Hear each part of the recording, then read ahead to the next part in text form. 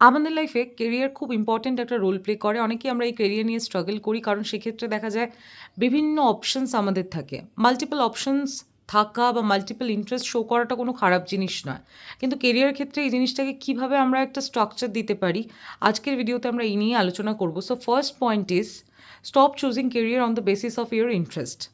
কখনো ইন্টারেস্টের ওপর বেস করে নিজের কেরিয়ার চুজ করো না, কারণ আজ যেটাকে তুমি ইন্টারেস্ট বানাচ্ছ, মানুষের হিউম্যান নেচার এরকমই, আজ কোনো জিনিস ভালো লাগছে কালও যে একই রকমভাবে ভালো লাগবে এটা নাও হতে পারে। তাই এই ক্ষেত্রে ইন্টারেস্টকে কখনোই প্রায়োরিটি দিও না। ইজি হলেই চুজ করবে, ডিফিকাল্ট হলেই বাদ দিয়ে দেবে, এই কনসেপ্টও ঠিক নয়। এই থিওরেম বাদ দাও, তার জায়গায় দেখো কোন জিনিসটার একটা মার্কেট ভ্যালু রয়েছে, একটা হাই অপরচুনিটি রয়েছে, কোন জিনিসটার একটা হাই লেভেল রিলেভেন্স আছে, সেটাকেই নিজের কেরিয়ার হিসেবে চুজ করো। Number 2, focus on your primary skill.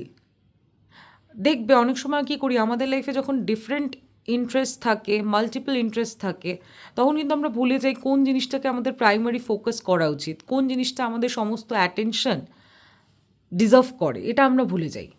হয়তো তোমার কন্টেন্ট ক্রিয়েশন ভালো লাগে, তোমার ডিজাইনিং ভালো লাগে, কোডিং ভালো লাগে, ঠিক আছে, থাকতেই পারে, আমি বলছি না কোনো জিনিসকে তুমি বাদ দিয়ে দাও, কিন্তু একটা এমন জিনিস তুমি পিক করো যেটার উপরে তোমার ম্যাক্সিমাম অ্যাটেনশন তুমি শো করতে পারো, সেই জিনিসটাকেই নিজের প্রাইমারি স্কিল বানাও।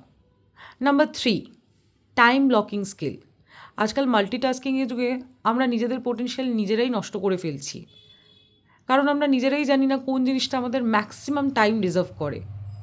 তাই 80% সময় তুমি প্রাইমারি স্কিলে দাও, বাদ বাকি 20% সময় অন্য আদার ইন্টারেস্টে শো করো। নাম্বার 4, অনেক সময় দেখবে আমরা কোনো জিনিসে স্টিক করি না, এত অপশানস আজকাল আমাদের সামনে, ডিফারেন্ট অপশানস পিক করতে থাকি, কিন্তু এটা খুব খারাপ। এতবার যদি তুমি ডিফারেন্ট অপশানস পিক করো তাহলে তোমার নিজের লাইফে রিসেট হয়ে যাবে। এইভাবে অনেক সময় দেখা যায় আমরা নিজেদের পোটেনশিয়াল নষ্ট করে ফেলি। আমাদের যে জায়গায় যাওয়ার কথা, যে লাইফ পারপাসের দিকে এগোবার কথা, সেইখানে না গিয়ে আমরা হয়তো এমন একটা জিনিস বা এমন একটা স্কিল চুজ করে ফেলি যেটা হয়তো আমাদের জন্য অ্যালাইন্ডই নয়। পরে হয়তো যখন বুঝতে পারি তখন অনেক দেরি হয়ে যায়। তাই যে জিনিসটাকেই চুজ করছো, তোমার ইচ্ছে মতো তুমি যে কোনো একটা অপশন চুজ করো, কিন্তু তোমার ভালো লাগুক বা নাই লাগুক, সেটার ওপরই তোমাকে 6 মাস অ্যাটলিস্ট ঠিক থাকতে হবে। Number 5, skill stacking. নিজের মাল্টিপল ইন্টারেস্টগুলোকে এই প্রসেসে তুমি খুব স্মার্টলি ইউজ করতে পারো। ধরো তোমার প্রাইমারি ফোকাস কন্টেন্ট ক্রিয়েশন, তার পাশাপাশি তোমার সাইকোলজিতে ইন্টারেস্ট রয়েছে, তাহলে তুমি খুব ভালো স্টোরি টেলিং করতে পারো। এছাড়া তোমার যদি এডিটিংয়ে ইন্টারেস্ট থাকে তাহলে তুমি খুব ভালো ভিডিওস প্রডিউস করতে পারো। আলাদাভাবে কিছু করার দরকার নেই, এইগুলোকেই একসঙ্গে তুমি খুব ভালোভাবে ইন্টিগ্রেট করে দাও। Last, quarterly reevaluation. এটা খুব ইম্পর্ট্যান্ট পয়েন্ট, কারণ কি বলতো, আমরা অনেক সময় ব্লাইন্ডলি কোনো জিনিসে স্টিক করেই যাচ্ছি, কোনো রেজাল্ট দেখতে পাচ্ছি না, এটা একদম ঠিক নয়। ব্লাইন্ডলি কোনো জিনিসে স্টিক করো না। 3 মাস অন্তর তুমি তোমার নিজের প্রোগ্রেস দেখো, মার্কেট রেসপন্স কীরকম, যে জিনিসটা করছো সেটাতে কি তোমার রাইজ দেখতে পাচ্ছ। যদি দেখতে পাও ঠিক আছে, স্টিক করে যাও, কন্টিনিউ করো, কিন্তু যদি দেখতে না পাও নিজের স্ট্র্যাটেজিতে চেঞ্জ আনো।